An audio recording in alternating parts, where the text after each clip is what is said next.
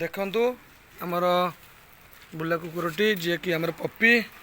तमें पानी व्यवस्था कर से जड़े फ्रीडम ताकू जो तुम बांधिकी रखा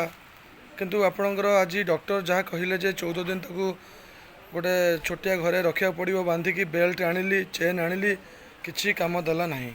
कारण सी जड़े स्ट्रे डग बुलवा अभ्यास ताकू जो बांधिकी रखा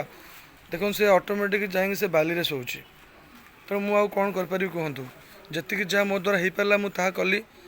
एवं डॉक्टर कहते 14 दिन पर आसापी आउ थे फोटो उठो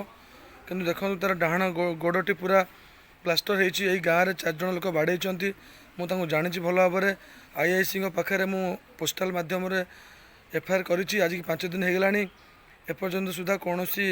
रिप्लाई आसी ना देखा कौन आगक हो फिर भी खाली आपणकर यही कुकुर नुहे ये आपणकर बेजुबान पशु पक्षी एवं मनीष मैंने जदि असुविधा पड़ते आम मैंने निश्चित भाव साहय सहयोग करवा जदि आम मैंने प्रकृत में परस्पर को साहय सहयोग करवा ताल निश्चित भाव में आपणकर भाईचारा बढ़िबो एवं मानविकतार परिचय मिलिबो खाली नुहे जे आम अन्य मानक अत्याचार करवा ताहा एक भूल कथा देखु जीवटी केमी शोची खाली कुकुर नुहे मो सामने जी भी आसते मुझे साहय करे आपण मानक भिडियो माध्यम जनईदेवा चाहे